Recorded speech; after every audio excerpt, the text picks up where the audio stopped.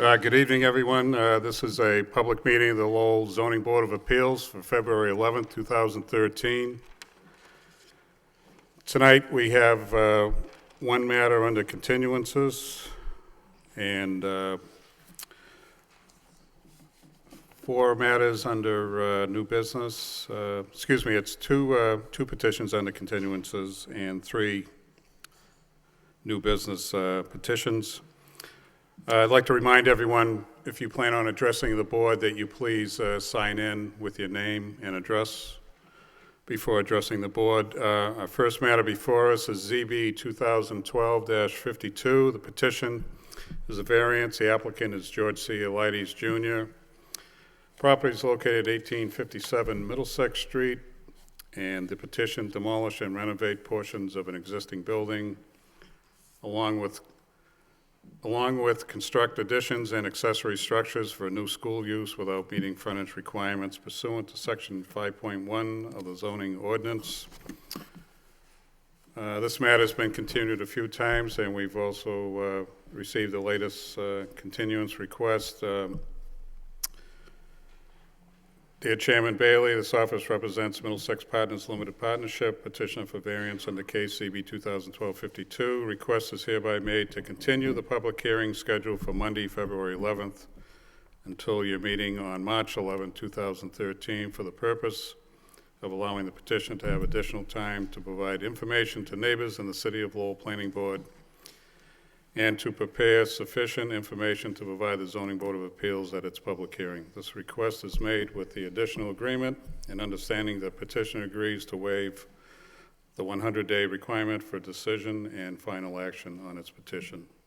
Thank you in advance, George C. Elides. So if I could have a motion to continue this to March 11th.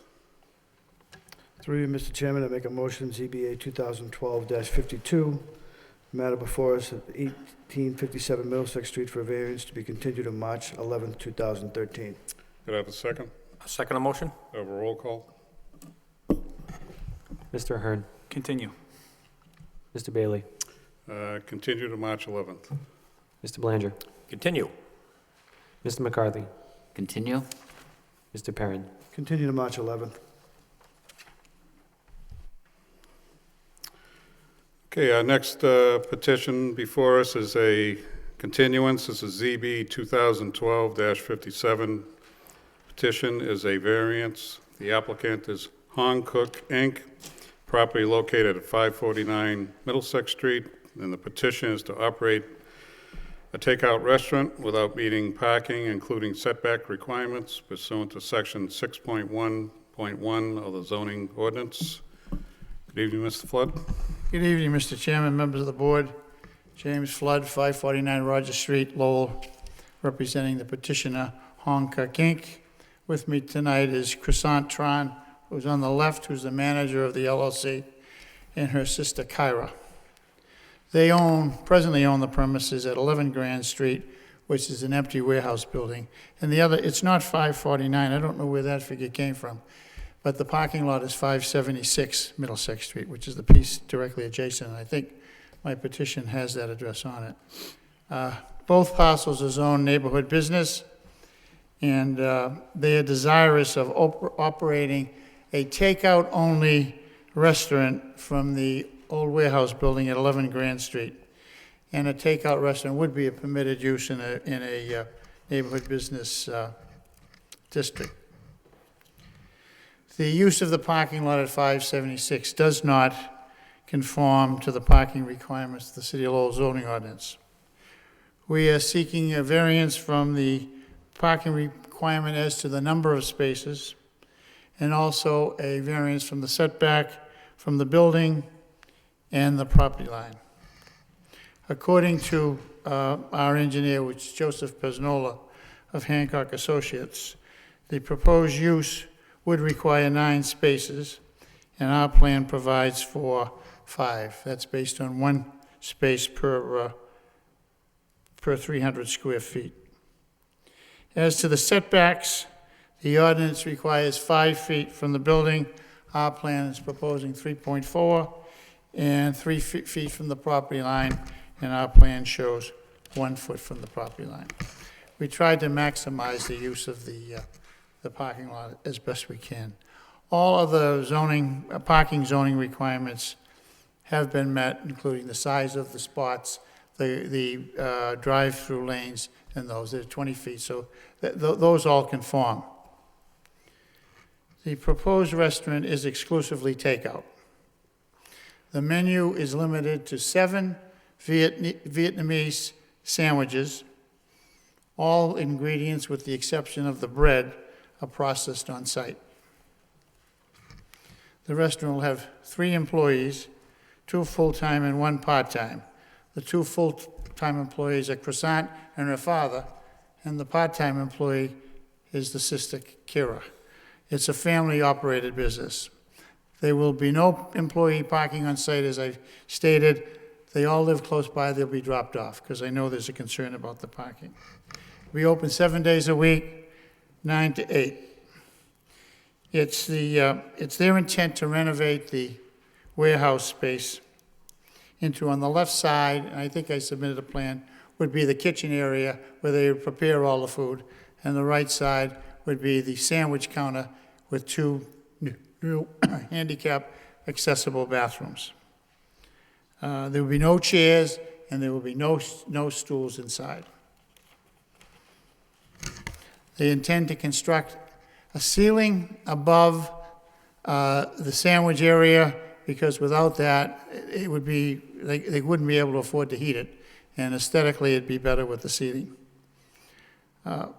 They presently operate a restaurant at 507 Dutton Street, which is in Kazanjian Square. And, but they rent there, and they want to make some improvements, but they feel that expending those funds would not be to their benefit. So that's why they purchased the property, and they'd like to move it there. And based on their experience at the 507 Dutton Street site, there would only be 2 or 3 cars in the parking lot at any time. They tell me that people call in, they pick up, and then they leave. They call in, they pick up, and then they leave. And like I said, the menu is limited to just 7 sandwiches. When we were originally scheduled to come last week, we did receive a letter from Novus Engineering indicating they had some concerns. We met with Representative Novus on January 31st, and I think we've taken care of all the concerns, and I think they submitted a letter today indicating that. So they're satisfied, and they indicated they'd like to see this new business in the neighborhood. As I said before, we've done all we could to maximize the parking lot, and we feel that 5 spaces should be sufficient.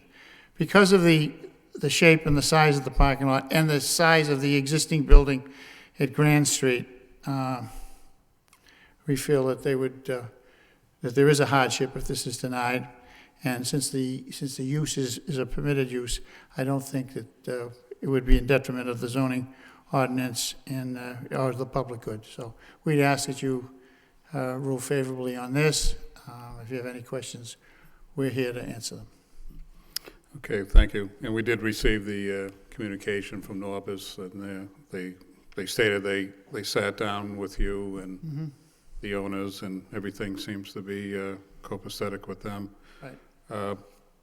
Mr. Flood, I think you mentioned, so there is no seating at all? This No is chairs, purely... no stools, nothing. Yep, In and out. okay. And they're relocating, they'd like to relocate their current business location to this new location, Right, correct? it's in that little Kazanjian Square around the corner. Yep. Which is crowded, and they have no, people can't see it there anyway, Right. so. Are they, since it's going to be takeout, would they also be doing delivery? Do you want to answer that? No, we won't be doing deliveries. This is Kira. Nice to Okay, meet you. I'm sorry? No, we won't be doing any deliveries. No delivery, Nope, just pickup. okay, thank you.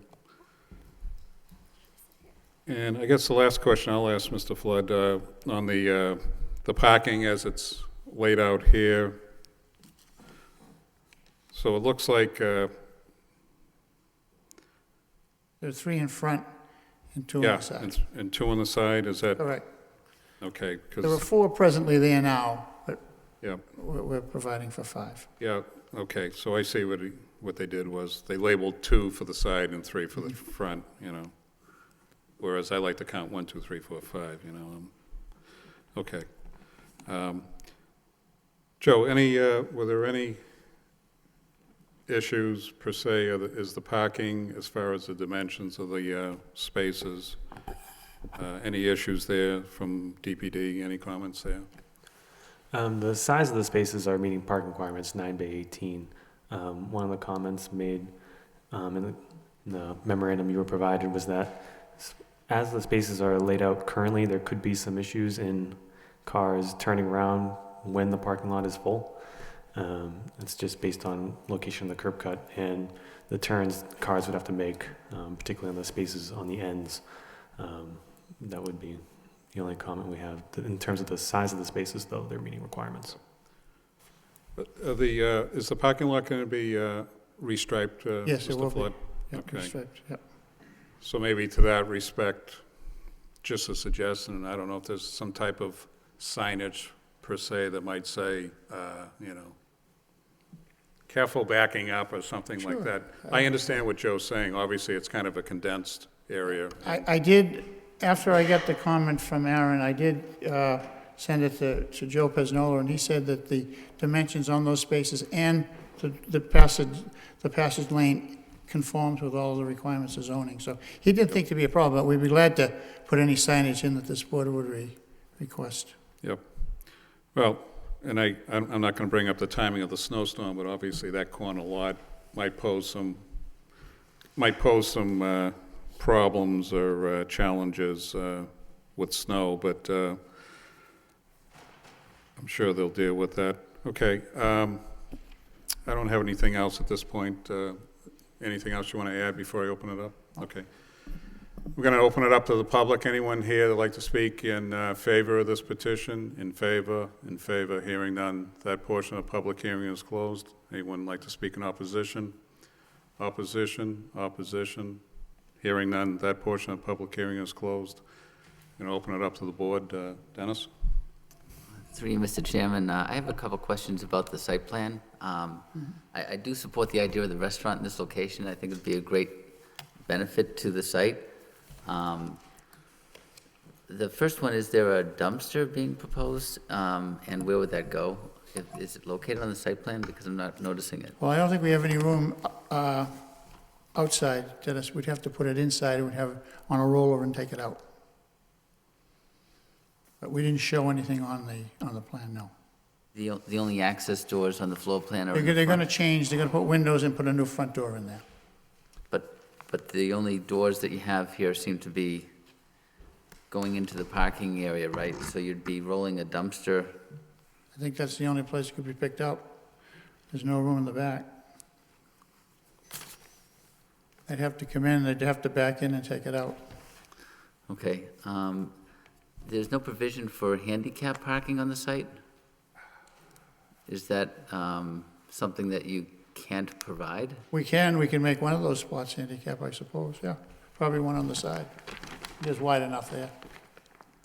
We can do that if you'd like to. And I think that I would like to see a clearly designated spot on the Grand Street piece behind those 2 parking spaces designated as snow storage. Judging from the size of snowbanks today, I'd like not to see that. Same downtown. I know, but Where do you want it? so there's a triangular area of a space on the corner at Grand behind the 2 parking spaces.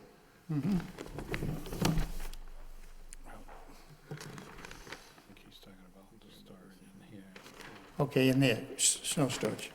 Yeah. Exactly. Okay. Yep. Okay, we can have that changed. And there is adequate dimension between the parking space and the building to provide access to the front door, because you're basically not providing a walkway through the parking. People would be going between the cars to get to the front door, so the space for the doors to open, is that 3 feet? There are 2 doors. I don't have the other plan with me. I would assume that Mr. Pesnola would have figured that in.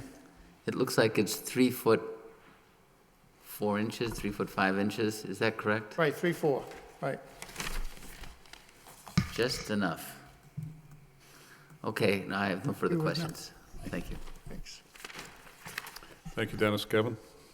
Through you, Mr. Chairman, I just have a couple comments. So I think you explained, Mr. Flood, it's just takeout food only? Takeout, and like I said, they have just 7 sandwiches. It's not a big menu, it's just only 7 Vietnamese recipe sandwiches. Lunch and dinner, is that, Yeah, it's open from 9 to 8 at night, so. foot traffic, would people be coming in and out neighborhood-wise, or do you think? They could because of the population in that area, they Right. could. Okay. Hopefully they would, foot-wise, yeah. I just didn't know what their anticipation was, if that's why they were moving to that site for, I think they're moving because they found someplace they wanted to get out of there. They wanted to make improvements. It didn't make any sense down there with Okay. the landlord, so. how about deliveries coming into the building? Is it mostly hand carry for that Yeah, type of stuff? they Okay. bring them, they go out, bring them, and they process all the vegetables. They process everything inside themselves. On-site, okay. And then Dennis mentioned the snow removal, I think as the chairman did. So that's, I think, maybe on our minds right now, more so than other times, but obviously something to be aware of. Other than that, I'm looking at the restaurant itself. It looks like it's about 26 by 40, so the usable space for people that are coming to visit are more in the 1,050 square foot range, which under those circumstances meets the 1 space per 3,000 square feet. So I'm in agreement that I think it's an okay approval. Thank you. Thank you, Kevin. Before I go to Gary, Dennis, just back to your snow storage comment. Can you just point out again exactly where you're talking about? Mr. Chairman, it's really the only area left that doesn't block the entrance. There's a small triangle at the corner of Grand Street. Right, okay. I You have just two want to make sure spaces. that's, yep, I think that's the only logical spot to do it. yep. Right behind those 2, Bill, right in there. Yep. I got eagle eyes, I can see that far. Okay, thank you, Gary. Through you, Mr. Chairman. My only concerns with this project would be for snow, and the storage is ample. If for some unforeseen emergencies, would there be a backup plan for removal? Say if we got triple 2 years ago, would they contemplate that, or? My only issue, Mr. Flood, is if it piles and starts going into the parking lot. We're If going they- from 5 to 4, now we're down to 3. If they had to, if it got less, they would remove They're it from aware the of site. that. I mean, there's no question. They understand what's going on. And Okay. I mean, I hope we don't get another one Yeah. like this one, but And the other concern I had, and I think it was addressed a bit ago, was just the backing out. If some type of signage can be placed, or even those mirrors is an option as well. Site mirrors. yeah, Just so we they could do can it on see. the corner. Yeah, and again, it's not But a I think condition, it's not a condition, and I don't obviously want to put any burden on a small business, because I do think it's a great plan, and I think it's a good spot. I just want to have some type of notification that people coming in and out of a We could tight put space. something probably on the front of the building. Would probably be the best way to do. Careful backing up. That's all, so there's, Yeah. just for any causation for an accident in that place, but other than that, that's all I have, Mr. Chairman. Thank you, Gary. Corey? Yes, through you, Mr. Chairman.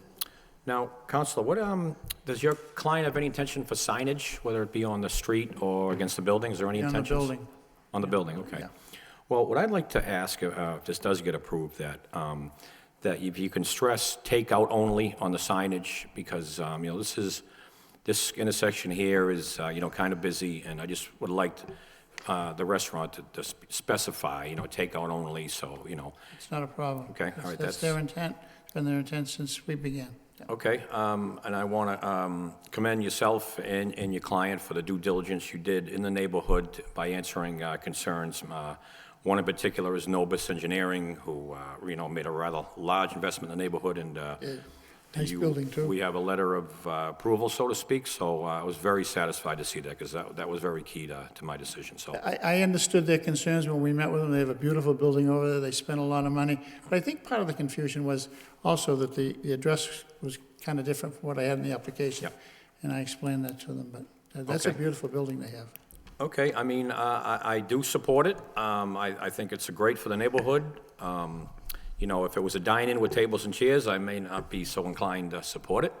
But that's, now that we're on that topic, that's a condition I would like to keep, that, you know, there's no tables or chairs in the restaurant. No problem. I mean, I want them to get in there and succeed, but I don't want this to be, you know, all of a sudden, you see 2, 3 tables in there, and we got cars flowing on the street, so. I understand completely. Okay, and you also agreed to restripe the parking lot there to, okay, so. we'll Show the prob- spots, right? Yeah, you like to stress that too as well. And no employee parking specifically too, parking, nope. okay, because that's key. They all live in the neighborhoods, so they drop themselves off. Yep, okay, It's a all right. family-run affair. Excellent, all right, well, if this does get approved, I wish you the best, and I do support it. Thank you very much. Thank you, Corey Van. Thank you, Mr. Chairman. I am very familiar with this takeout place on Dutton Street. I used to go there a lot as a kid when I was attending Lowell High School, and I think this new site would be a good improvement. And all the other comments I had were asked and said by my colleagues. So I do wish the owners well, and I wish you the very best. And thank you for keeping your business in the city. So thank you. Thank you, Van. I guess the last thing I'll go back to Dennis's comment about a dumpster. Joe, the dumpster regulation, does that fall under the Health Department, Board of Health, or is there anything that, I guess my real question is, because it's takeout and it's considered a restaurant, do they need, per the regulations, do they need some type of dumpster, or can they perform what Mr. Flood's talking about, a rollout type? You could have rollout bins to service the business. There could be, if there was some kind of trash receptacle in the interior of the building too, that could suffice. Yeah, I just want to make sure we weren't missing anything, or if we needed Health Department just to do a review there and make sure that everything was copacetic, but I don't need a condition on that. Okay, so I guess based on everything I've heard from the board members, Mr. Flood, you know, I think the key thing here is we have a small business that's looking to move into their own area, and hopefully they have success over there. So I'd like to go through the conditions with you from what I've heard, make sure I've captured them. First condition would be for a handicap spot. Dennis, did we decide exactly, or Mr. Flood, did you say which spot we'd like for the handicap?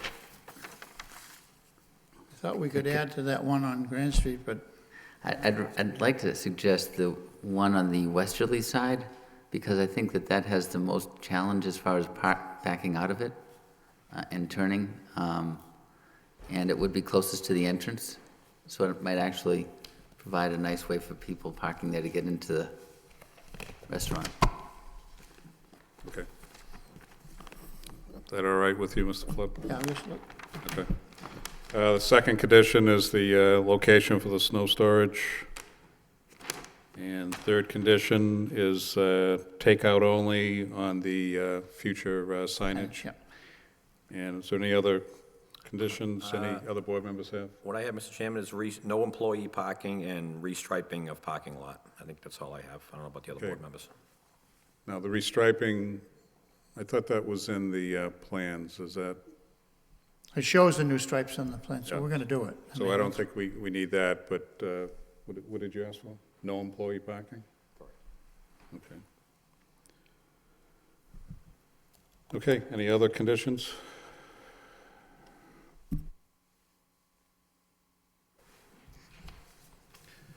Okay, could I have a motion, please? Through you, Mr. Chairman, the matter before us is EBA 2012-57 at 576 Middlesex Street for a variance. Make a motion to approve with the following conditions. One handicap parking space available for a vehicle on the westerly side the property closest to the entrance door. 2, snow storage on-site on the triangular spot in the middle of parking spots 1, 2, and 3, and 4 and 5. 3, signage or site mirrors in the parking spots to assist motorists for a viewpoint. 4, the restaurant will remain a takeout only with signage to indicate. And 5, there will be no employee parking on site. Could I have a second? Second the motion? A roll call? Mr. Hearn, Approve with conditions. Mr. Bailey, Approved with conditions. Mr. Belanger, Approve with conditions. Mr. McCarthy, Approve with conditions. Mr. Perrin. Approve with conditions. Thank you Okay, very Mr. much. Flood, good luck, and Stop by and try the sandwiches. sure, okay. No free advertising.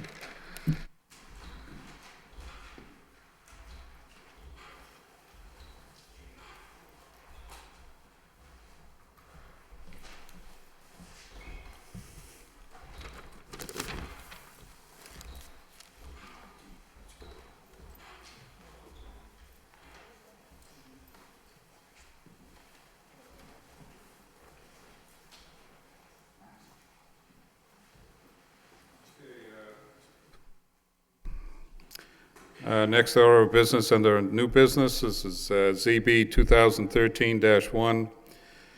Petition is a special permit and variance for signs. The applicant is Tone Kwok. The property is located at 211 Plain Street, and a petition to install new illuminated signage for Sweet Kiwi Frozen Yogurt pursuant to Section 6.3 of the zoning ordinance. Good evening, sir. How are you? Yes, good. How are you? Good. What do you like to tell us about your petition? We just put the new business there, and now we just put the LED sign up for the business. Okay. Is this your first business? I have right now. I have this is the third business in the same plaza. So I own the nail depot and the nail salon next door too, because right now they have another space. Okay. So I just took the space. So Okay. So what are you going to do? Try to take the area over? I wish. Okay. As far as the signage, I mean, we've had, as you know, we've had quite a few applicants come before us there. Yes. And Yes, the same guy gonna be put it up. Yep. Yep. okay. Okay. I don't have any other comments at this point. Anything else you'd like to add before we proceed? I think Nope. Okay. I think I should be all set on that. Yep. Okay, I'm going to open it up to the public. Anyone here that'd like to speak in favor of this petition? In favor? In favor? Hearing none. That portion of public hearing is closed. Anyone here in opposition? Opposition? Opposition? Hearing none. That portion of public hearing is closed. Dennis? Through you, Mr. Chairman, I have a couple questions on the sign itself. Okay. I'm glad you're using LED lighting. Yep. Big fan of that. The graphics here, are they individual Individual letters? Yes. So everything is a standalone element? Yeah, it's standalone element because the owner they won't give you the tray. Like the underneath they have the tray array. So we just a single letter put them on, like because we use the LED, so it's very thin and light. And what's the color scheme for the colors? Oh. I'm just looking at a black and white here. I didn't see the color version.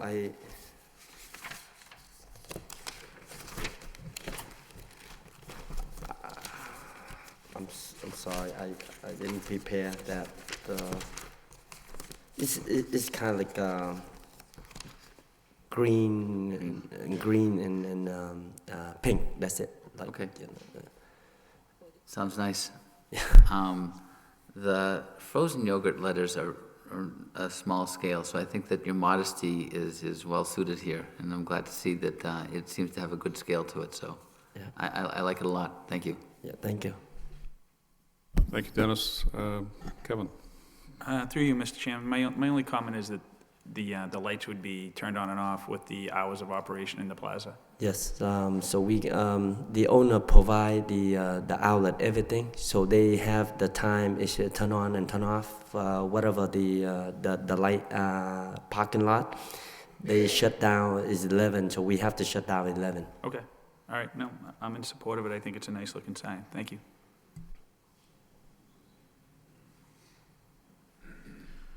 Thank you, Kevin. Gary? I have no comments, Mr. Chairman. Thank you. Corey? No comments, Mr. Chairman. Okay, Van? I just want to make one quick comment. I just want to say congratulations on your Thank third you. business. Yeah, So thank you. that's it. Thank you, Mr. Chairman. Okay. I thought maybe you were going to say you ate there also. Yeah. Okay, well, I think the board has found the petition is reasonable. We have one condition, and that's in regards to the time of the signage coming off. And that'll be consistent with what we've done with the rest of the plaza. We gonna be making the same turn on, turn off with the plaza. Okay. All right, can I have a motion, please? Through you, Mr. Chairman, the matter before us, ZBA 2013-01 at 211 Plain Street for a special permit and variance. Make a motion to approve with the following conditions. The hours of illumination are no later than 11 p.m. and consistent with the other businesses in the plaza. Do I have a second? Second. I have a roll call. Mr. Hearn, Approve with condition. Mr. Bailey, Approved with conditions. Mr. Belanger, Approve with conditions. Mr. McCarthy, Approve with condition? Mr. Perrin. Approve with conditions. Okay, sir, you've been approved with conditions. Wish you the best of luck. Thank you very much. Thank you, Chairman. Good luck.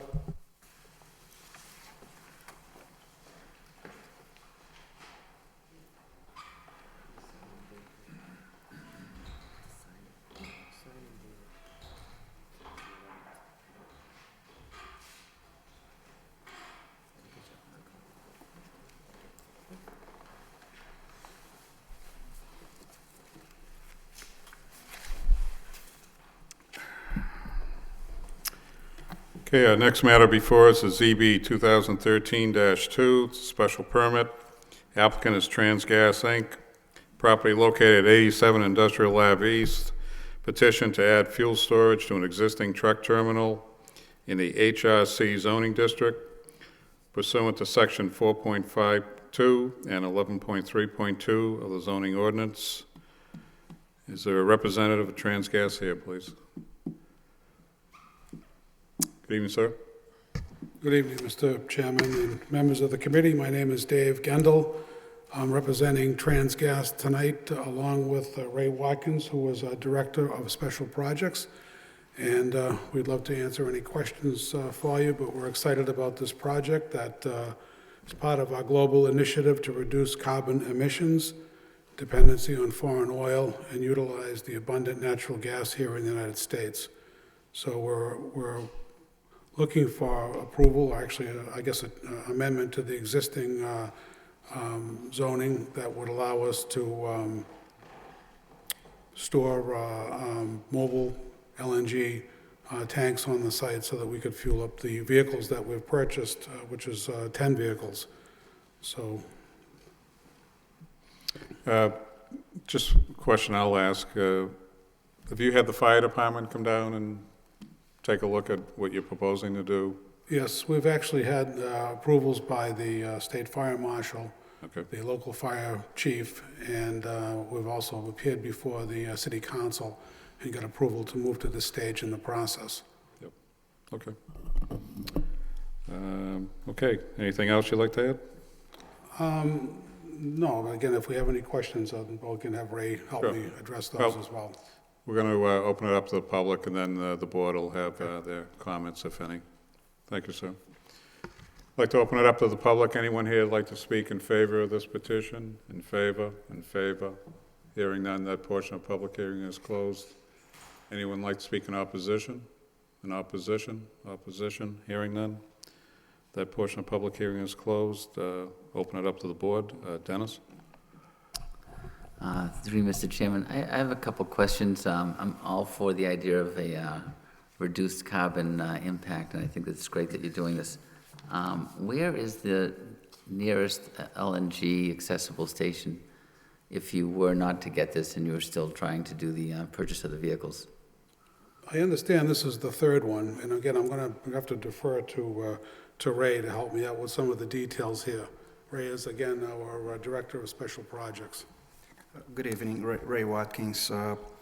The nearest location, we have actually two in the state of Massachusetts. One in Everett, right outside the District Gas LNG terminal, and one in Chelsea at the Gulf Oil facility. They also purchased some LNG powered units, and they have one mobile operation over there. Okay, so that's a fair number of miles, 30 or so miles away from the site. Okay. The site itself has a diesel operation as far as a diesel fueling station on it, is that correct? Yes, we do have diesel on site. And that is strictly for your vehicles? We have 39 power units that run on diesel today, and evidently we purchased 10 units that can run on natural gas. They also take a little bit of the diesel because the natural gas on the liquid form itself is not flammable, so it's so spark resistant that, you know, the engine itself uses 5% of diesel and 95% natural gas, so it's going to compensate evidently having a little bit of diesel on site also. Okay, and you're in the process of purchasing 10 tractor trailers? We have purchased 10 trucks, power units. We have not yet purchased the refueler, which would be the trailer that would have the storage of LNG. And so the way these are working is that you're fueling in Chelsea and Everett right now in order to operate these vehicles on the site? That's a good question. We actually received 5 units just last week. We had to do the first fueling. They had to go back to the dealer to finalize some of the final specs. We should receive the other 5 this week. So we're kind of tying up the process of getting the units and also the refueler, but evidently we're going through the process of permitting and going through all of the steps to make sure everything is covered. And this refueler, how many can it service? Is 10 the number? Is that the size for 10 vehicles? I mean, what's the magic here with the refueler? That's a good question. Technically, this unit can store up to 4,500 gallons of LNG. An average of a tractor fueling a day is going to be about 80 gallons. So we're talking about an 800 gallons of fueling of LNG a day when you're talking about one shift. Now, give or take, we have 5-6 days worth of storage of LNG, and then you got to refuel that. You know, that's when we take to the district gas facility and come back with that unit refuel. But you got to give or take about a week of storage.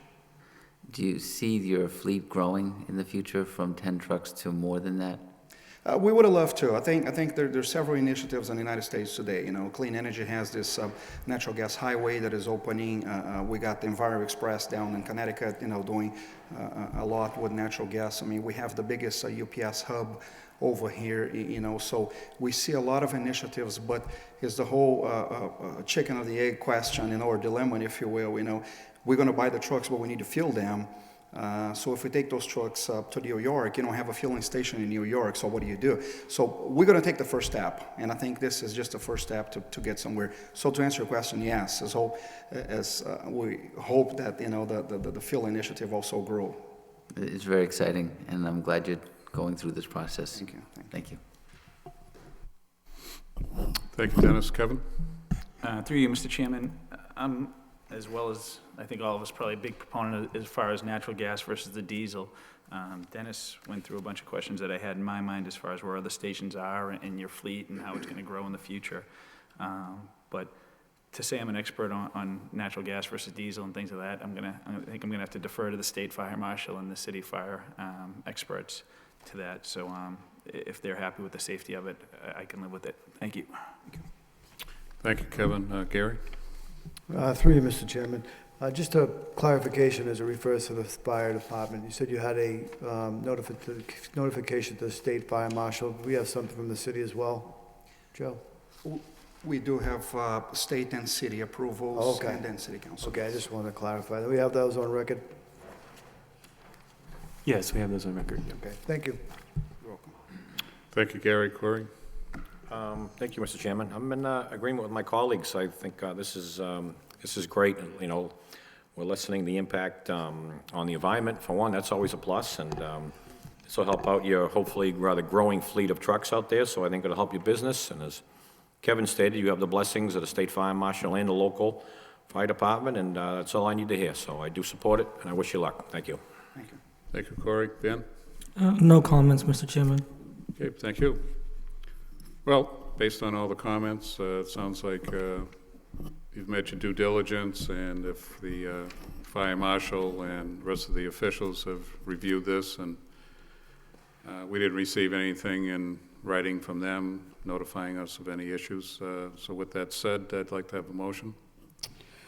Through you, Mr. Motion, the matter before us, ZBA 2013-02 at 87 Industrial Avenue for a special permit. I make a motion to approve. We have a second? Second motion. We have a roll call? Mr. Ahern, Approve. Mr. Bailey, Approve. Mr. Belanger, Approve. Mr. McCarthy, Approve. Mr. Perrin. Approve. Okay, gentlemen, you've been approved. Wish you the best of luck. Thank you. Thank you.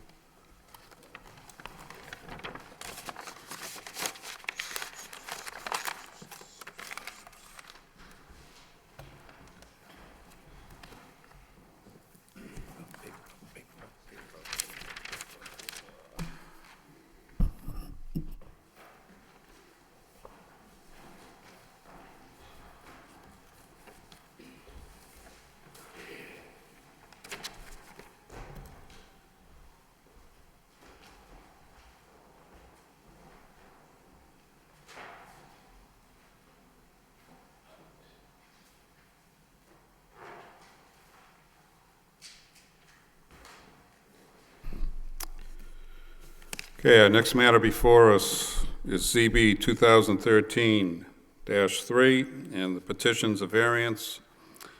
The applicant is Pierre and Laurie Guay. The property is located at 14 Holbrook Ave, and the petition is to reappropriate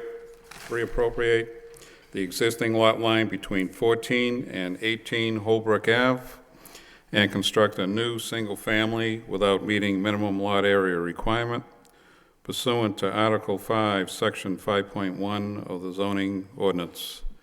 Good evening, Attorney Gary. Good evening, Mr. Chairman, members of the board, Mr. Jinowitz. For the record, my name is Stephen Gary. I'm with Gary & Gary LLP at 32 Church Street, Lowell, Mass. I'm here tonight with my brother John Gary, as well as the petitioner Pierre Guay, one of the builders, Aspenwood Builders, the proposed builder with us, and a local broker, Mr. Paul Dubuque.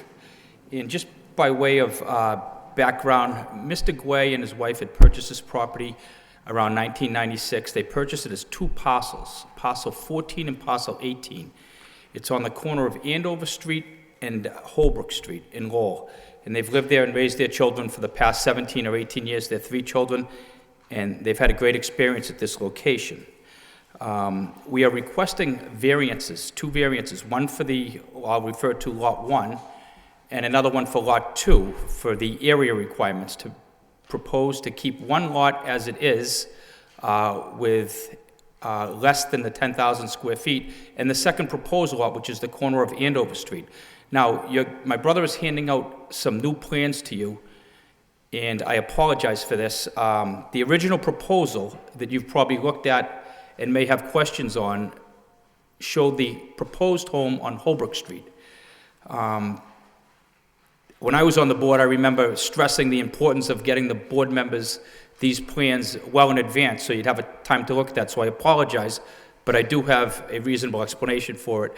We received some very valuable input from the planning department on about January 30th. So there were drastic changes proposed. In other words, if this were to be approved, the planning department suggested some proposed changes. And the most considerable change was to make this parcel on Andover Street as opposed to Holbrook. But as you can imagine, that changes everything around from an engineering perspective. So rather than wait on it and say, no, Holbrook's better, they really took a good look at it. And they realized that from a marketing point of view, from aesthetic point of view, from all different angles, the planning department got it right, that this is exactly where it should be. after giving it further review. So they went back to the engineers, and we only had a week to do that, but at Mr. Guay's considerable effort and expense, we were able to get the plans that are before you now. On top of the plans that are before you now, we also have some artist renditions of the house that's actually going to be built in color superimposed on that lot. Because what it usually comes down to is, how is this going to look on the lot? And rather than try to explain it in words, we can put that house on a picture, on a plot from different angles and show it to you. I do want to point out on the color pictures, the second one on Andover Street with the trees is the one that will actually be the most representation of what it will look like, because the trees are on Andover Street and they're going to stay there. We're not touching those trees. But this petition for the variance does meet all the requirements for a petition. The property, as I said, is in 2 parcels there, and due to the shape of the lot and the topography of that lot, it's unique to all the other lots in that area. And a literal enforcement of that bylaw would cause the Guays a considerable hardship. Inasmuch as this parcel that they have, if you look at it, the existing house is on the far end of the lot as it is right now, on 18 Holbrook Street. That leaves the other part of the lot that actually abuts Andover Street that looks like a lot that would be developed. It's upward slope, and it goes, if you look at the elevations, I believe it goes from 170 down to 160. And the reason that's a hardship is that it's become increasingly difficult for the Guays to maintain that lot. It appears to be used a lot for an area for folks to walk their dogs, relieve their dogs.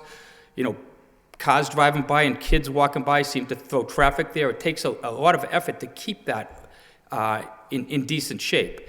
And for the Guays to use that or have any part of that as usable yard area, it would take considerable grading. As you can see from the elevations, they would have to cut that out to make it a flatter lot to use it as a yard, recreational yard, and that would require a retaining wall, and that would not be at all aesthetically pleasing. So in looking at this and dealing with the engineers, the house proposed is on the best possible place, and I think it meets all the requirements. So the request tonight is to allow the reappropriation of the lot line and a variance for the home where it is right now as it's existing, where Mr. Guay has lived for the past 17 or 18 years with his family, and then allow a variance for an undersized lot on the new lot. Now, the first lot would be 8,854 square feet as opposed to the 10,000 requirement. The second one would be the 8,346. That was the best way that the engineers could break up the lots, and it's congruent. It makes a lot of sense. And if you see the picture from the house as it would be from Andover Street view, from Holbrook Street view, from an area view, it meets all the requirements of uniqueness. It meets the requirements of a public good. It's going to put this parcel right now that's taxed as an empty lot to maximize the tax benefit and give a family a place to live, which is entirely consistent with our master plan here in Lowell, Massachusetts. And the proposed developer, Aspenwood Builders, has done projects like this in this very area. It's been very successful, and it's fit in perfectly. And I expect that this project would be the same. You know, it's important to note that the Guays, the broker, the proposed builder, everybody lives in this neighborhood. I live in this neighborhood. Everybody lives in this exact neighborhood. Everybody wants the benefit of a decent project here. And Mr. Guay took the time and effort to not only notify, but explain what he was going to do several months ago, what he proposed to do to all the direct abutters, and he didn't have anybody that told him that they were opposed to it. Most supported it. Some cannot be here. But I did get a letter from the Mr. Rakesh, who's the most affected by this. He lives in that White House right above it that you can see in your plan. And I think he's on business in California, but I think you have a letter in front of you that says that from him. And again, Mr. Guay has spoken to all of his neighbors. He knocked on the door, talked to them directly, the ones that were around. And, you know, for the most part, they wished him luck. I don't know who's here for it or who's here against it, but I do know that this project and this lot seems to be a responsible approach to what could be used for that land. Again, there was you may have been looking at plans from Holbrook Street, and again, I apologize for that, but we literally just got these plans today.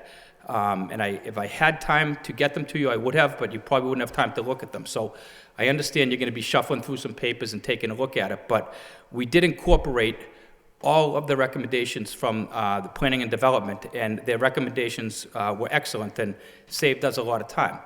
This project is also very consistent with what's also in that neighborhood. As you can see from the input from planning and development, they gave a chart of different lots around there with different square footage, and some are more and some are less, but it fits right in to this. And as you can see from the house, the way the lot slopes drastically upward at the end, the house will be built in a way where there be the garage under on the right side, so it lends itself perfectly for the development of this single-family home. On behalf of the Gways, they respectfully request that you give due consideration to their request for both these variances. If you have any questions, I'm happy to answer them. The proposed builder is here. If you have any questions related to the home itself, we did submit plans, and if the plans need to be more specific, the house plans, that would be a condition that would accept. The intention is to leave any of the mature landscaping that doesn't have to be removed there. Obviously, the trees in front are going to stay.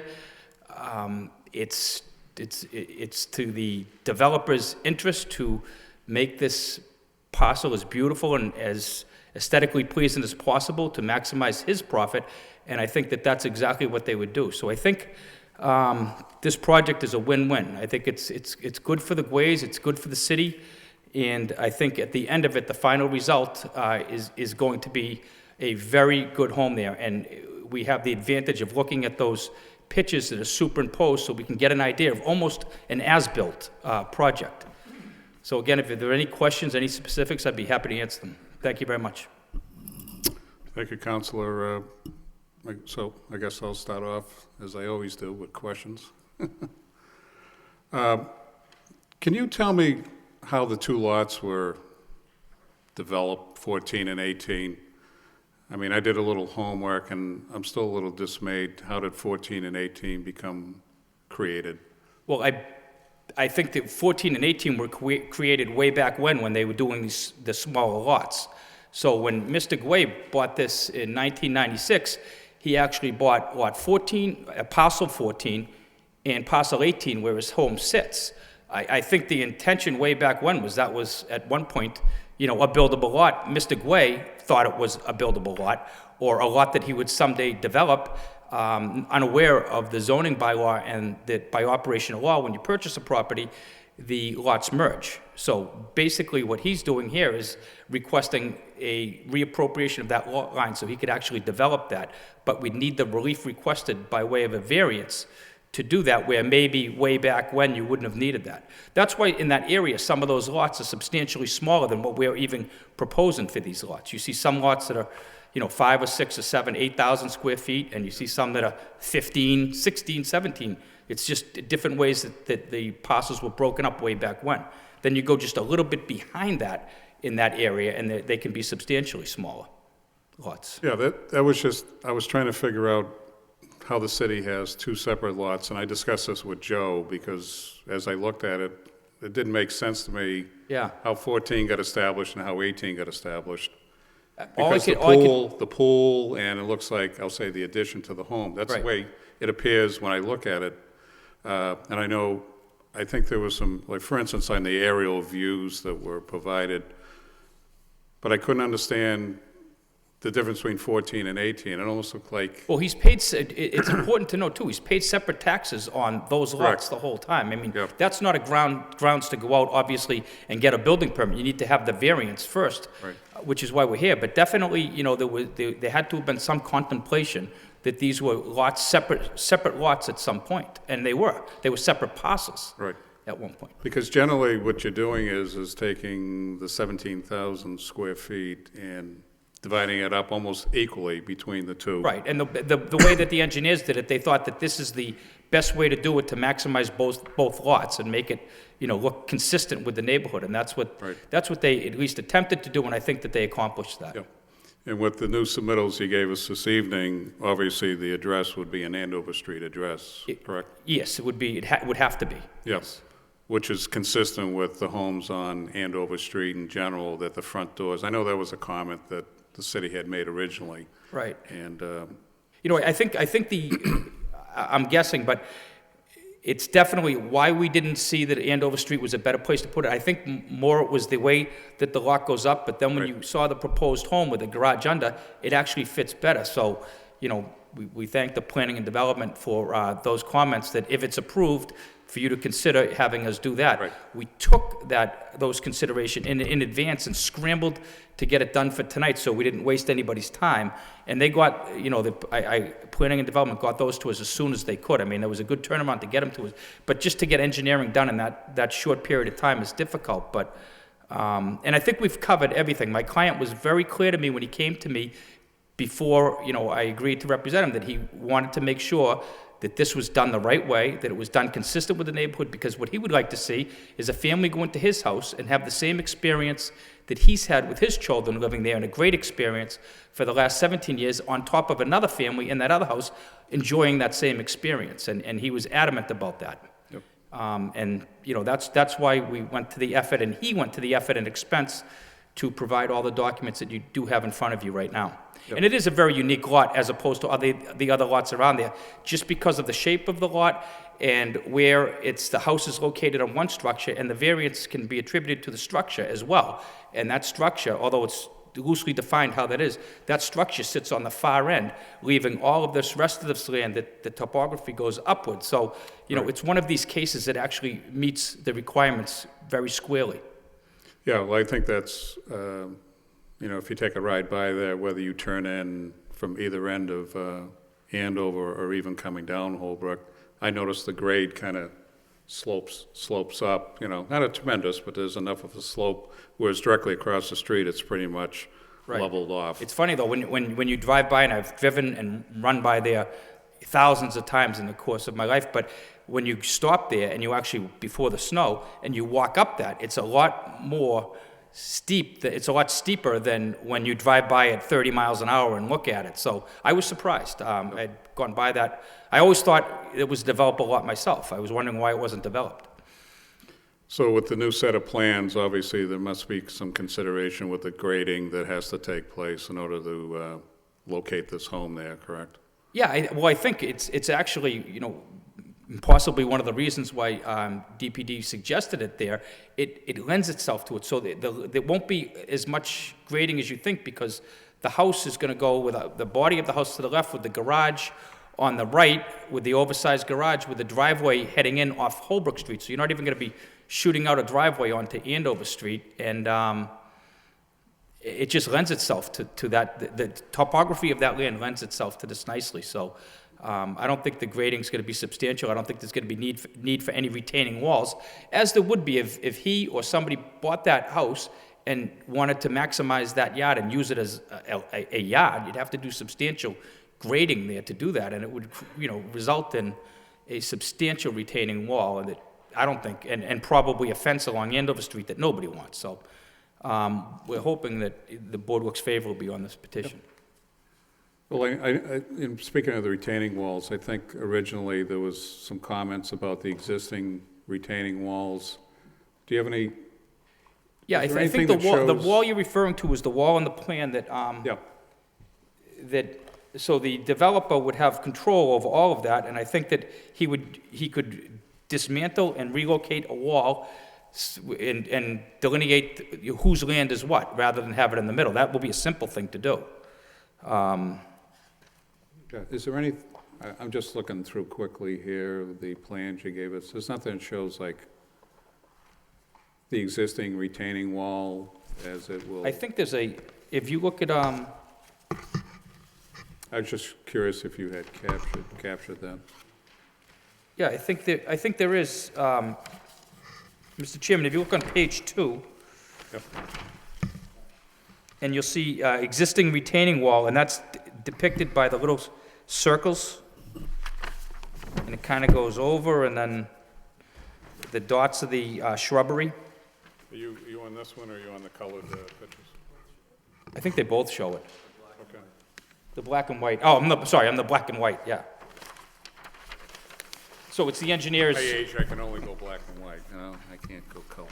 it's the engineers, you know, how they do it with the circles for the retaining Right. wall. And this was kind of captured in the first set of plans where it has the existing Yes. retaining wall. I was just curious if it showed anything on these, Counselor, that's all. No. I didn't And see the, anything. Yep. with the plan on Andover Street rather than Holbrook, it takes that kind of out of the, Yep. it's less important, because it's a substantial backyard. And there's no other dimensional requirements. Page 3, here's the wall right here. Oh, okay, so if you go to page 3 of the color, Mr. McCabe had just given me this, you'd have to look closely, but if you look at the light post, and then you look to the right of that, you can see almost like a light gray rock wall. You have to really look closely. Oh, so I gotta put my glasses on, I was telling. So there's a light post in front of the house to the right of the proposed house. And at the end of the left part of the driveway, to the right of the shrubbery, you can see that the wall would stay there. And it actually, you know, it fits in.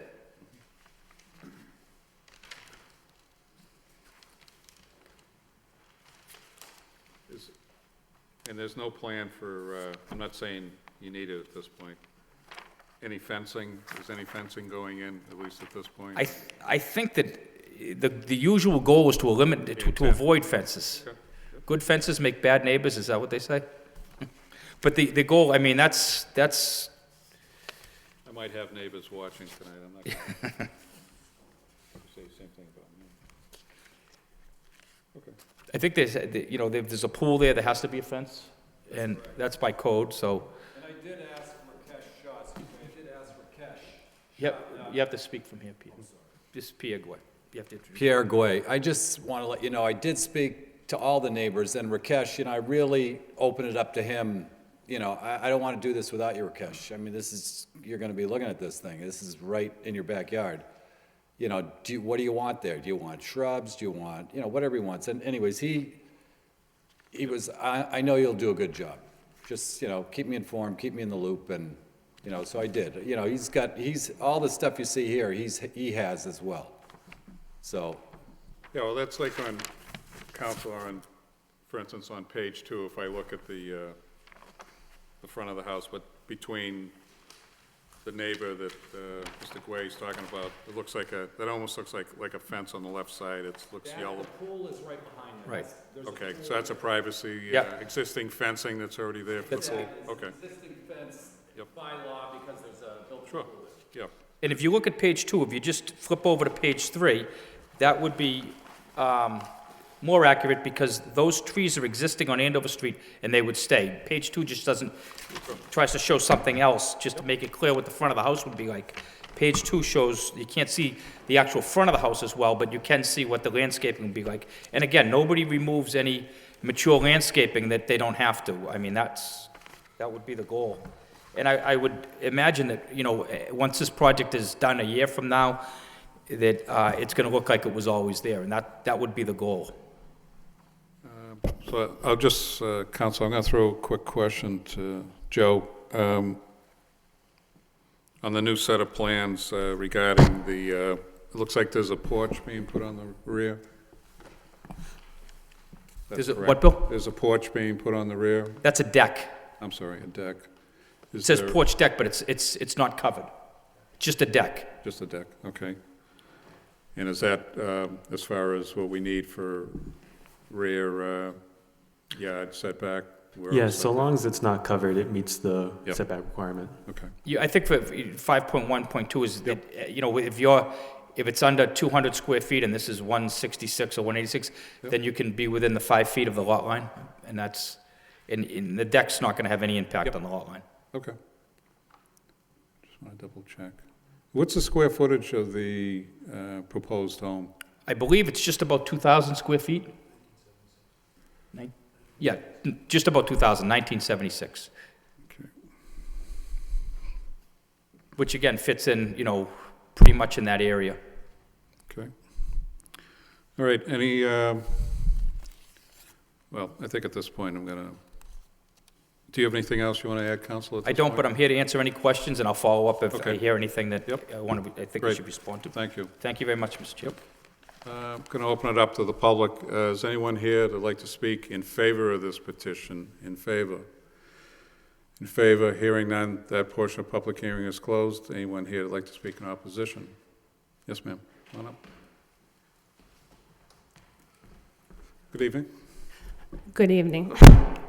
I just wanted to come tonight, not necessarily in opposition, but just for, I guess, some Can you some tell me, can you Oh, yeah, introduce yourself? Carla Hatton, and I'm at 35 Harland Avenue in the neighborhood.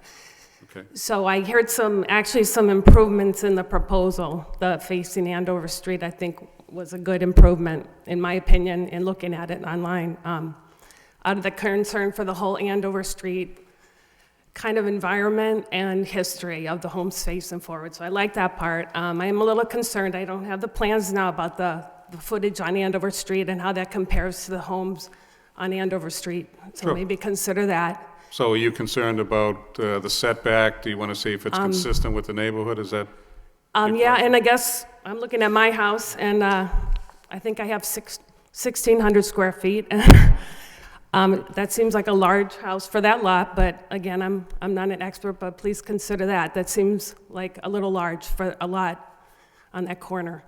I do think that lot does get a little bit abused. I walk by it, and I appreciate that concern for that issue, but not necessarily to build because of that issue, I suppose. A lot of people have issues with dogs and garbage in other places too in our neighborhood, so. Okay. And I guess I would just want you to consider the zoning codes. I think they're there for a reason in our neighborhood, and I think the Lot 1, which is the proposal at about 8,300 square feet, is approximately 70% under the code. I mean, I was hoping it would be like a minor variance that would be like, oh, it's just a little bit off from the code, but it's about 17% different from what it should be. And we're adding 2 lots that do not meet that requirement in our neighborhood. So I just wanted you to consider the code. I think those codes are in place and have been thought out for a reason. And I wouldn't want a precedent to be set in the neighborhood. So that's all.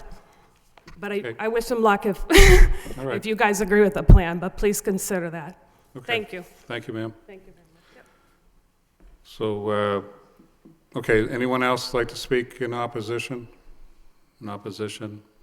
Okay, hearing none. Before I open it up to the board, Joe, so in regards to this woman's comment about consistency with Andover Street, again, based on the latest plans that were submitted, as far as frontage, setback, how do the plans measure up? We didn't really do an assessment in terms of the size of the houses along Andover Street. In terms of the front setback with some of the adjacent properties, it does seem to be consistent with what's in the surrounding neighborhood in terms of where the building is in terms of the front lot line setback. Right, so if I took it in comparative, and I know it's not here in front of me, but the house that's on the opposite corner on Andover Street, as far as setback goes, I know if I looked at kind of the homes in that general area, some are obviously, like I think the house right next door that you referenced, he's kind of like way back, and then other homes are pretty well equally distanced, and from what I saw originally, it looked like the setback was consistent, especially with that house on the corner, the white home. I don't Right. reference the number, but Yeah, at 834 Andover, the one where the abutter wrote a letter to you this evening, it looked like that was about 40 feet setback from the street. correct. And then on the other side of Holbrook Avenue, that house looks like it's about 20 feet, and this Right. falls in between that. So it would be kind of like a transition Right. from the 40 Right. to the 20. Yeah, so on balance, it's not out of character for that neighborhood as far as the presentation. Yeah. And I can, if I could just add, Sure. for the woman's concern, the size of a house, I can understand because we're talking square footage, but if you look at, 1,976 square feet is not large for Andover Street. In fact, I would guess that it's in the bottom 35% of the size of the homes on Andover Street. Obviously, we've got some huge homes on Andover Street. You have a couple of very small homes, but I think that this is on the smaller end of all the homes, taking Andover Street as a whole. If you take that section of Andover Street as a whole, I still think it's on the smaller end. And that's why he proposed that size. A builder would come in and would want to, have the best marketable property there. He doesn't want to have it too big or too small. But I think that size, although the square footage might sound large, I think it's very consistent with that area. Very consistent. Smaller than the house to its right and a little bigger to the house to the left, smaller than the house across the street, but bigger than the house next to it. So it fits right in. I think that was the goal. Okay, good. Thank you. Okay, so the public hearing is closed. I'd like to open up to the board. Dennis. Through you, Mr. Chairman, I have a couple questions, but just looking at the City of Lowell, Massachusetts GIS, it looks like the initial lot, that the initial house was built, it looks like it's about a 5,000 square foot lot, and remainder would be 12,000 on the Andover Street side as the two lots. And so the house currently sits across two lots. So there's a lot line through the garage and on the edge of the house, it seems. Is that correct? That's correct, yes, that's where the parcel line currently lies. Is that common in the city that we have houses that straddle two lots? Is there a requirement to have one lot when you build a house? I don't think it's necessarily common throughout the city, but it has happened from time to time where lots that are in common ownership, as the board is aware, they merge for zoning purposes. So for zoning, it's treated as though it's only one lot, because 18 Holbrook Avenue on its own does not count as a lot. It's only a parcel because it has a house that doesn't meet lot area and lot area per dwelling unit and a number of other requirements in the city. Okay. It does seem as though there's a number of houses on Holbrook and Harland that are in the 5,000 square foot lot size, which is odd because the zoning is saying a minimum of 10,000 square feet now, correct? Correct, it's 10,000 square feet now. I'm doing a little bit of history. It looks like it was changed in about the 60s. It went up from around 5,000 to 10,000 in this area. It doubled, which is significant. Yes.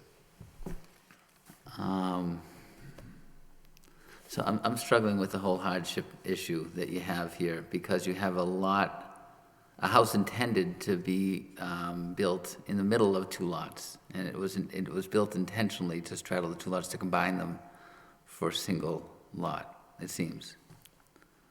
However, I do like the idea of a house filling in the gap on Andover Street. So why don't we just proceed with the critique of the house filling in the gap.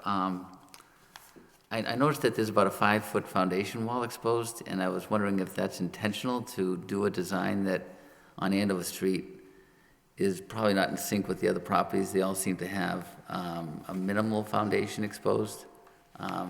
So I was wondering why we have a design here in front of us that chooses to expose 5 feet of foundation wall. Okay, could I, Frank, could you come up? This is Frank McCabe, he's the principal of Aspenwood Developers.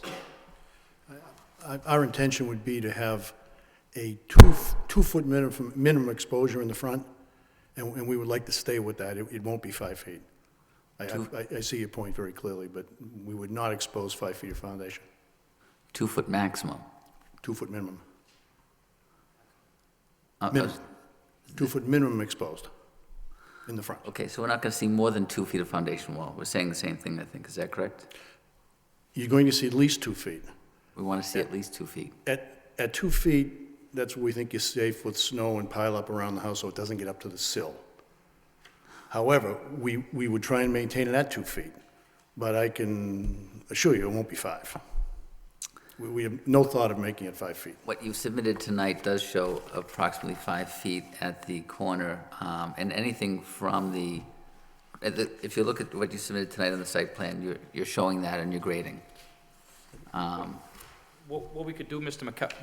McCarthy, is I think you're saying the same thing, but I think what Mr. McCabe is saying is that when you, for I guess, purposes of eliminating damage to the house, you have to have a certain amount of exposed foundation.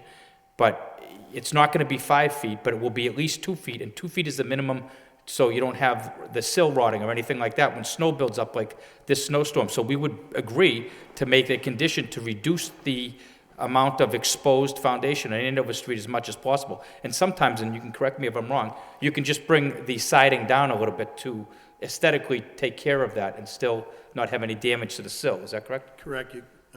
We could also pull, because of the slope on the lot, you can pull some of the top of the lot across the front to level the front to raise the right side of the house. I think that would be a preference, because I think it would be consistent with the other houses that front Andover Street. that That's they absolutely our intention. Have a consistent facade. Obviously, until you get in there with a machine and start digging, but our intention is to run about 2 feet across the front of the house on Andover Street, exposed foundation, covered by shrubbery. And we would accept that as a condition. I mean, I wouldn't recommend that it be specific to 2 feet. There might be an instance where it's not, but I would suggest something like no more than 3 feet, if that's reasonable. And we would be maintaining the existing trees on Andover Street. That would be a requirement that they would, the ones that line the street, I think there's 3 of them that currently exist. Right, I think that's city property too, right? So you can't. Yeah, that would, our intention there would be to keep those trees on Andover Street, and also we want to keep as many shrubs and trees that are currently on the lot. I mean, they're mature, they're beautiful. We'd love to save as many as possible. You have a lot of work that you're doing on the lot. I don't know of how many you're going to save. But I'd like to say as a condition that the trees on Andover Street are maintained. And that's acceptable. Okay, I guess I have no further comments. Thank you. Thank you, Mr. McCarthy. Thank you, Dennis. Kevin? Through you, Mr. Chairman, I have a couple comments. I guess I just want to thank you guys for, although maybe a little late, Steve, beyond your control, but having the artist renditions and things like that help. Yeah, I was surprised it got done in time. Yeah, it helps visualize as far as what's going on in the neighborhood. I grew up in the neighborhood. I still live a couple blocks away, so like you, I drive by and maybe ran by a few less times than you, but I'm in the neighborhood all the time, and I've always wondered what's going on with this lot. I knew the people that lived there before the Goyes, and you know, I can see how it would be a hindrance as far as garbage and things like that being thrown. I lived on Roger Street, right on the main road, and had that issue in my yard at one time, so I can appreciate that. As far as the layout of the lot, I love that it's turned 90 degrees versus what it was originally facing Andover Street. I think it's more appropriate. I think pulling off of the side road of Holbrook makes it a lot more conducive lot and much more aesthetically pleasing to, it's a main thoroughfare of the city, people coming in from Tewksbury and Andover and wherever else they may be entering from. So I think that'll look great. Recently, there was another lot, maybe 3 or 4 blocks up, that was a similar, I think it was a full-size lot, but they built a beautiful home, and I think it looks like it's been there forever, other than it being a newer house. I think it looks great, and I would appreciate that this would probably look the same when complete as well. Going back to the square footage of the house, I think you said it was 1,976 square feet. I kind of find that appropriate. I understand 2,000 square feet in this area probably isn't that big of a home, although it's a little bit of a smaller lot. I think it doesn't hit the boundary elements for variance other than the lot size itself. So that tells me that it's appropriate size house for the lot itself as far as the size of it. So those are my comments on it. I'm in favor of it. I think it's a nicely developed project. I think you guys put together something that's going to look great for the neighborhood, and being from the neighborhood, I can support it. Thank you. Thank you, Kevin. Gary? Through you, Mr. Chairman, I would like to thank both councilors Gary's efforts at getting the rendition to us tonight in a timely fashion. I'm a big proponent on the board of preparedness, and you did that quite well. I think it's a nice project. I think going along with what DPD is recommending and changing the facade, front side to the Andover Street bodes well for the neighborhood. I was always under the impression, as I think most people were, it was a buildable lot, and I think that with what you have proposed here tonight, it's gonna sit well. I do know the Guays, and they are a very nice family, and have been very good citizens of the city, and I do think the project is well-deserved, so I give it my support tonight. Thank you, Gary. Corey? Through you, Mr. Chairman. Few things. First of all, what a proposal here, presented here to us this evening. I commend Councilor Gary and his brother and the builder and all involved of the preparation that took place here. And my compliments to Pierre Gouet. I don't know him personally, but he seems to be very caring in this project. He just doesn't want to throw up any house and make a few bucks and shoot out of town. And what goes a long way with me is everybody on both sides of this thing here in front of me tonight has lives in Lowell and all has a vested interest in Lowell. And that goes a long way with me. I'm aware of the builder. Mr. McCabe, I know, has done several projects within the city and does a tremendous job. Excuse me. So I do want the abutters to know that Mr. McCabe, from what I see in his projects, if this does get approved, does put a lot of TLC into his projects. It's his name. He's in the city, and if this does go through, I'm almost certain that he'll do a fantastic job. And Joe, I'm impressed by yourself and planning and development. We have a rather experienced team of developers here, and you're teaching them things. So facing the house onto Andover Street, I think, is all the difference in the world. If we had the old plan in front of us tonight, I think we'd all be going back and forth, and things wouldn't be going all that well. I see a home here that, you know, it's on a vacant lot, and yes, we all love empty green space, for sure. But unfortunately, it doesn't stay that way for long. A landowner has a right to build on their property, and, you know, he's close to, 85% of what he's needs to be without a variance. So it falls within the criteria of a variance. I truly believe that with the shape and the topography. We know, because pulling up a side of that property today and not going down Andover Street 30 miles an hour, as Attorney Gary stated, that, I was looking up over my right shoulder, and I was rather surprised how the elevation of that property. So I think we do see a hardship in this case. But if this does get approved, we have some butters here.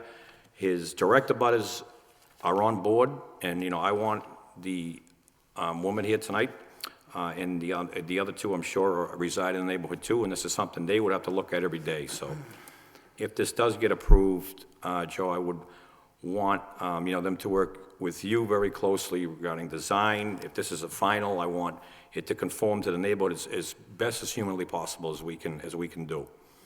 Because it's only fair if this does get approved. So, and thank you for the GIS plan. We have an aerial view here of the neighboring abutting lot sizes, and this conforms. It's not, this home, the setback, the size of the lot, the size of the home conforms to the whole neighborhood in itself.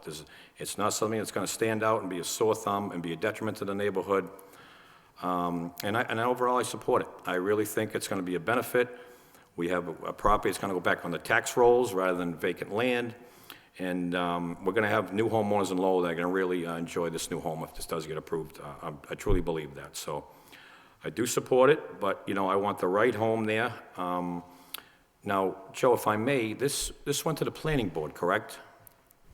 No, this didn't go in front of the planning board. This is the only board that'll see this petition. Did It went in front of the planning Did any of the board board members see a memo from the planning board that it was denied? It was They did their a recommendation from the planning board. So Okay. they reviewed it and gave a recommendation Okay. to this board. All right, well, I'm wondering why the planning board, we don't have input from them regarding landscaping or design of the home. That's, this board decides variances. I'm not taking anything from anybody, but I expected, to hear, something about design and landscaping from the planning board. And, but that's maybe for future references. So all in all, I commend all those involved. This is one of the most professional proposals I've ever seen. And I think it's a win-win for the city, the neighborhood, the new homeowner, the builder, and I do support it. Thank you very much. Thank you, Corey. Van? Thank you, Mr. Chairman. Through you to Attorney Gary and Mr. LeGray. I think these new set of plans they're really good. I mean, I'm more of a visual learner, so I really appreciate the new set of plans. And I do believe that this home will be a good addition to that neighborhood. This section of the neighborhood is really a premier neighborhood, and I think this land, before being vacant, is a little bit of an eyesore. And I think the proposal does fit in with the characteristics of the whole neighborhood. So I really think this is a good project, and I do support it. Thank you, Mr. Chairman. Thank you.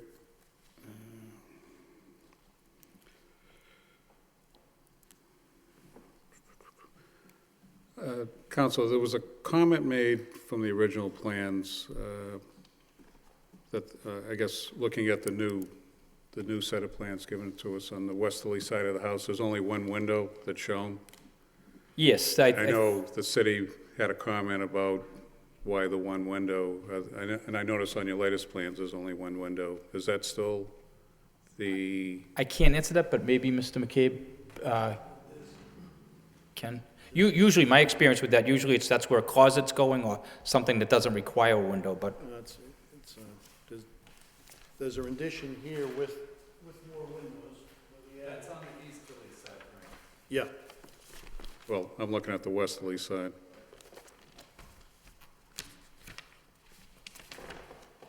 He's talking about right here. Yeah, I think there's a pretty good shot of it.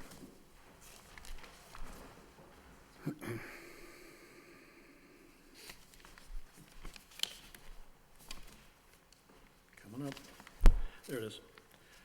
It's maybe the second to last page of the colored rendition. Yep.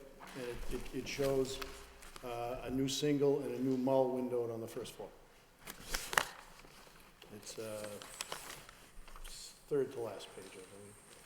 Well, that's, I think he was referring to that's the facing east. I'm westerly talking side. about Oh, west. the other side, I'm sorry. So this is It just only with, shows a single, it only shows a single window that was in the original Yep, comments. That end of the house, there's a bath there. The window for the bath is on the back of the house. That corner of the house is consumed by tub and a walk-in closet. The Andover Street end of that room, which is a downstairs master, that's the headboard wall.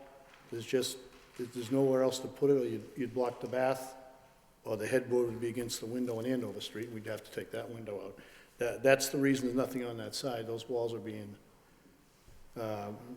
consumed by something else. I mean, you have to put a headboard wall somewhere in that room. And the reason, again, it's a bedroom on the first floor, which is a little different. So you enter the building and the bedrooms on to the left? No, you enter the building, it'd be a great room here, kitchen here, Yeah. and the first floor master is here. And that's the wall where that window is missing, or is Okay. blank. Well, again, that was just a comment from the city. I Yep. took a look at the revised plans. I didn't know if maybe there was an opportunity to, I know this board's entertained this before. This isn't something new where we've looked, especially new construction for, so there's no opportunity to throw any more windows in there. I promise you I'll revisit that. What's that? I'll revisit that, for sure. Okay. So I'll just have that as a condition, take another look at, we'll use some kind of language for that. I can understand the comment. I mean, I don't think it's out of character to ask oh, I for can it. understand I it get too. it. You can Another tell by window. looking at it, and, Yeah, they're trying to maximize what it looks like as well, so it looks, Sure. to me, it looks like it calls for another window too, okay. to be honest. All right, thank you. All right, so I guess the last thing I'll run through, Counselor, is you received the comments. Again, I'll go back to the original comments that came from DPD, where they basically stated if we were going to approve the variances, there was some additional comments here, elevations and general comments. If you don't mind, if we can just run through those. Sure. Hopefully quickly. Do you have it in front of you? I do. Yeah. So in the general comments section, and Joe, if there's something here that you think needs to be stricken or we don't need to entertain. I believe the first four that they mentioned on the general probably still hold, unless there's something that you disagree with. I don't see anything, number one, no work shall commence until a decision letter has been recorded at the registry of deeds. That's acceptable. Yep. Number two, the Lowell zoning board or any authorized representatives reserve the right to access the property at any time for the purpose of inspecting work. I think the building department does that, and that's obviously acceptable. Yep. The number three is documents approved by the board or its agents thereof shall be made part of the construction specs. Not sure what that means. Joe? Sure. That just means that if there was going to be any revisions to the plan, that the latest plan set would be what goes into what's out on site. So I guess if the windows were added, for instance. Then it changes, that yes, would fall absolutely. into that That's category. acceptable. Okay, yep. Any approval conditions of said approval shall apply to any successor or control successor. Obviously, yes, that's acceptable. Okay, so under general, they're all in play. Yeah, So, we can Joe, incorporate those. Let me defer to Joe in the next one, Okay. Counselor. Just on the elevation, so based on the latest plans that were submitted from the petitioner, is section 5, do those three elements still are in play or not? I actually don't have the comments in front of me. Joe, the first one says, upon initial review of the elevations, when we talk about elevations, I refer to those as building plans. I think it's, Correct. so a deck or bulkhead appear in the elevations, but not in the site plan. There's, I don't. Walkout. Garage under, so I there's didn't no see a bulkhead. bulkhead, yeah. So that one's not applicable. The elevations have not been dated or stamped, and that will be part of a condition. Any elevations will agree to have dated or stamped, Joe, right? That's, so that's no problem. The proposed garage has not been shown, that's changed. The garage is now shown. So the other one, the reorientation of the lot line between 14 and 18 places on the retaining wall on both lots. The board may wish to receive clarification regarding future maintenance, who's going to take care of the lot, and, take care of the retaining wall, and I do know that if it's approved, Aspenwood would have control of both lots, and they would make that decision. Right. So that's really not applicable Right. anymore, unless Joe has any I'm in agreement with that. comments on that.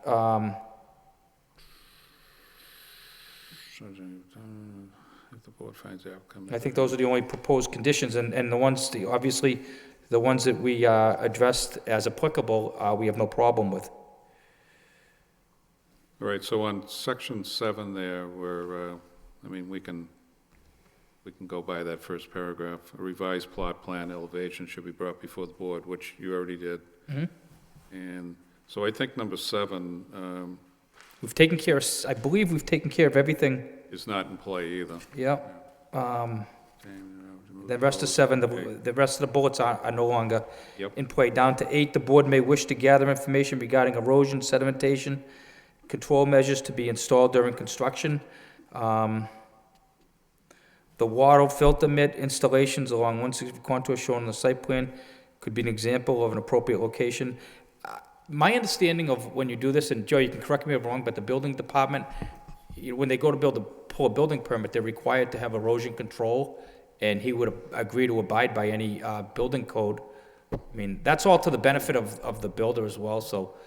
Okay, so that one's all Yeah, that's- taken care of, and then we get That's down something to- that's pretty standard, and I just wanted to have that in there just because there was a fairly significant grade to this property, that there could be some decent amount of erosion Right, going on. But I think if the we do have- council addressed the comment, yeah, so that one's all set.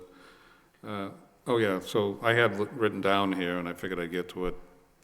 So as far as the landscape plan per se, now I know we're looking at a rendition here.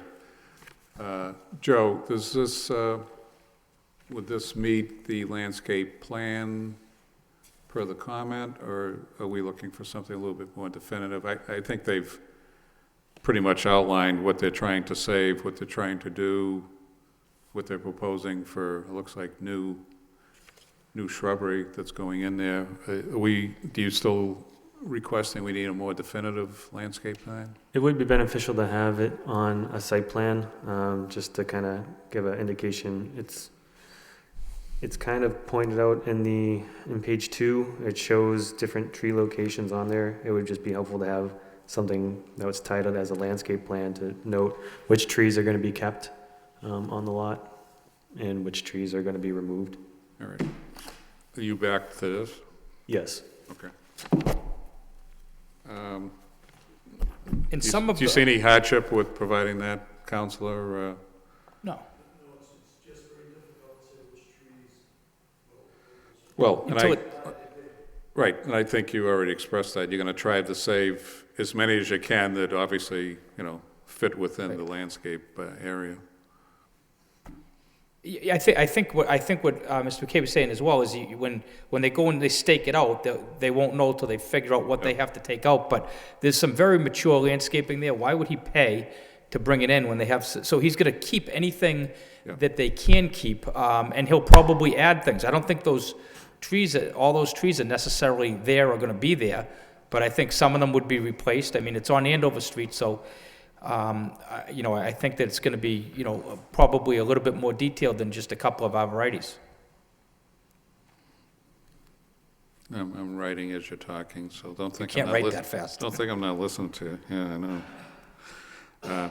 Well, I think instead of asking them to put something else back in the plans, I would just put on the conditions a landscape plan and just basically some language saying that build it to maintain as many existing. Consistent with the area, maybe, Shrubbery, trees, whatever. That's acceptable. Yeah. I don't think you'd be at all disappointed by the landscaping there. No, and I think this shows a lot anyways. It's kind of representative to me. And then the last one was the curbing. I know we didn't talk about curbing at all. Is there something, the curbing along the sidewalk of Holbrook Ave is in disrepair? Was there any plans around curbing? On Holbrook, there weren't. I mean, I didn't notice any. If we can get some more, I guess, Joe, if you had any information on the condition of it looked like it was okay to me. I don't know exactly what the reference is, but maybe my client can. I can speak to that. I know exactly where they're talking about. It's a fieldstone curb along the property, and then there's a sidewalk that parallels Andover Street. So when you're coming down Holbrook Ave, it's the first 6 to 8 feet on the left, there's some fieldstones missing. So between that telephone pole and the sidewalk, I think that's what they might be talking about when they're saying disrepair. Yes. Okay. And I just talked to the builder, and he would be willing to abide by the condition to repair that area. Again, it's to his benefit. Yep. Okay. All right. So let me get my thoughts here for a second. So if you can just give me a couple of minutes, I want to talk about potential conditions if we're going to approve this. Sure. Okay?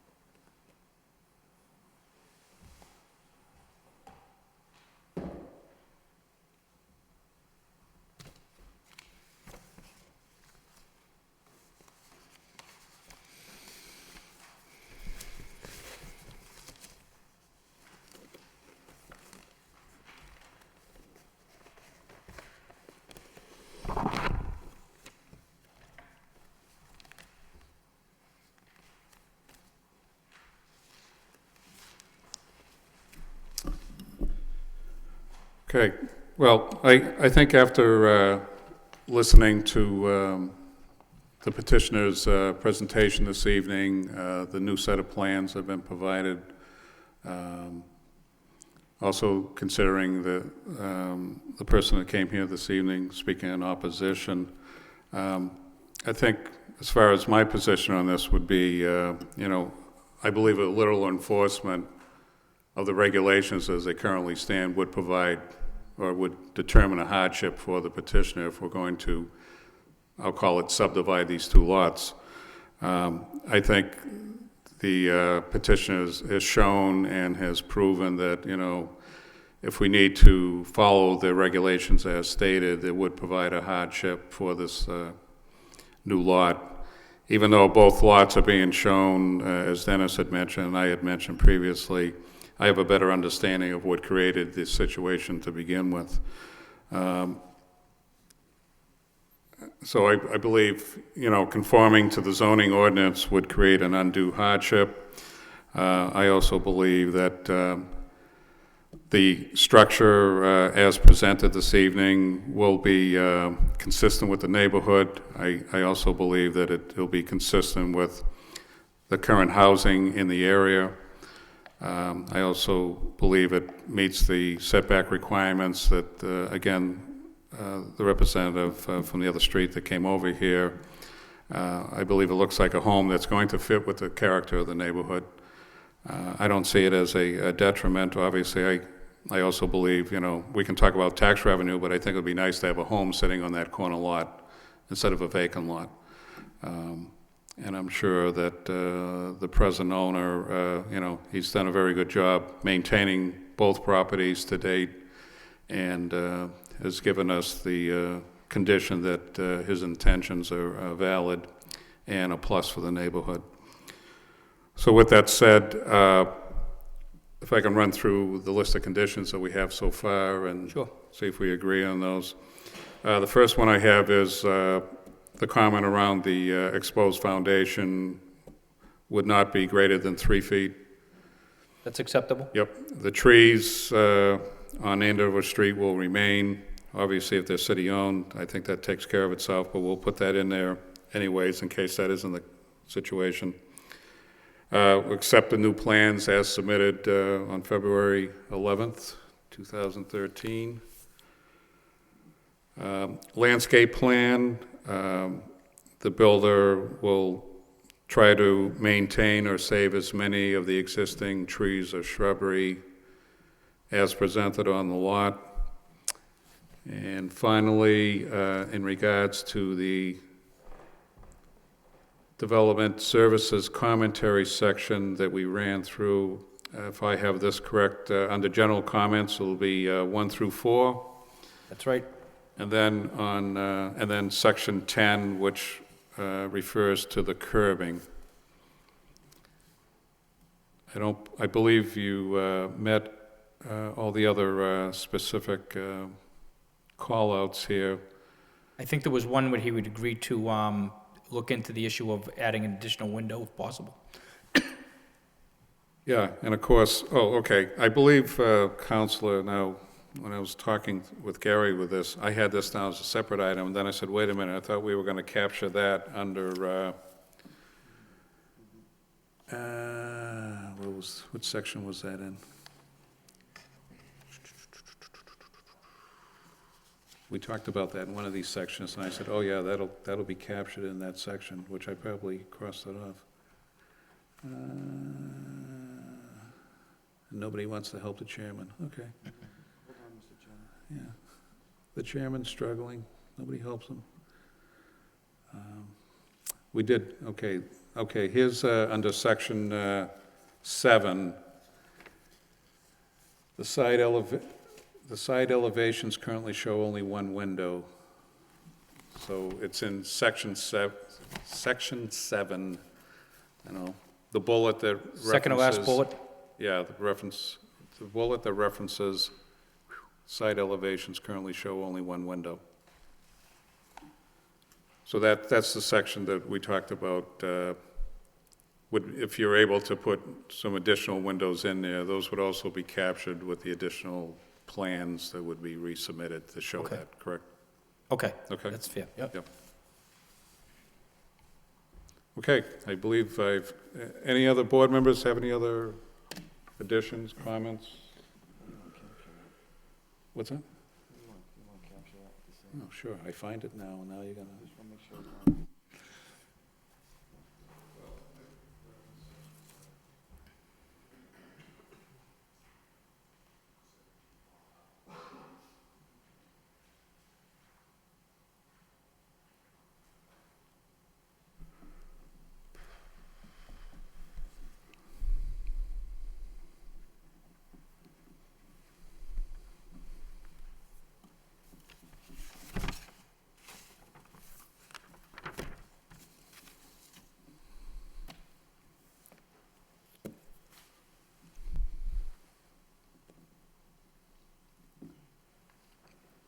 What's that?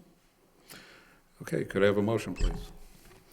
Through you, Mr. Chairman, the matter before us is ZBA 2013-03 at 14 Holbrook Ave for a variance. I make a motion to approve with the following conditions. 1, maintain a maximum of 3 feet height for foundation frontage. 2, all trees that lie on city property on Andover Street will remain in place. 3, accept new plans submitted on February 11, 2013. 4, builder will save existing landscaping to the best of his ability during construction along with the plot line. 5, include developmental services commentary by DPD, general comments 1 through 4 in section 10. Also referenced in section 7 related to the window. The one window, the builder would look at the site plan for possibility of future windows.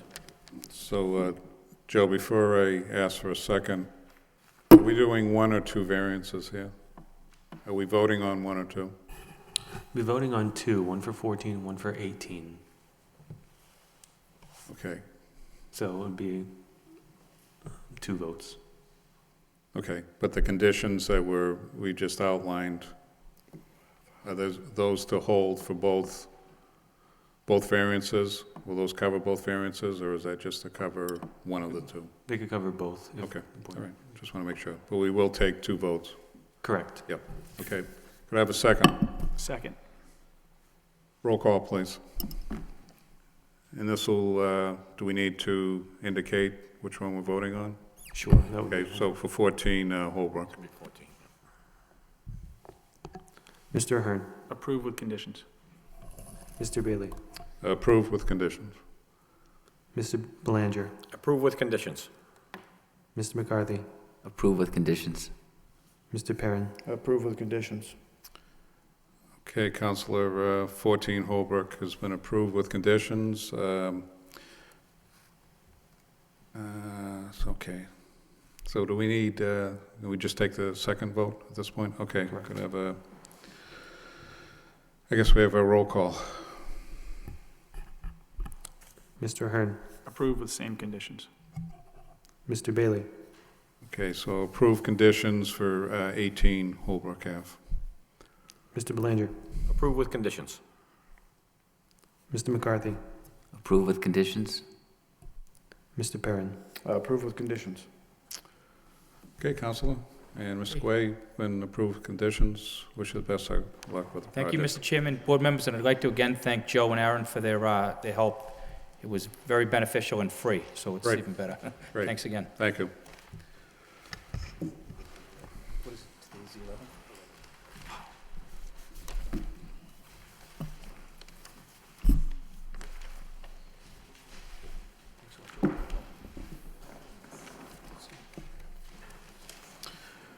Okay, our next order of business is under other business, and this is for the minutes of January 14th and 28th of 2013.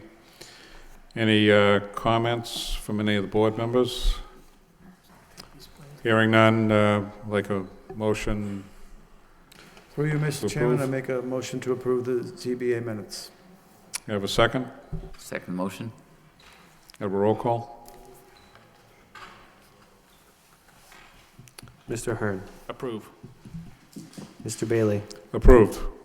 Mr. Belanger, Approve. Mr. McCarthy. Approve? Mr. Perrin. Approved. Okay, any other matters, Mr. Clerk, or any other board members have any other matters they want to speak about? No other matters, Mr. Chairman. Okay, so our next scheduled meeting is for the February 25th. And hopefully I'll see everybody. Okay, we have a motion to adjourn. Make a motion to adjourn. Second it. So moved. Good evening.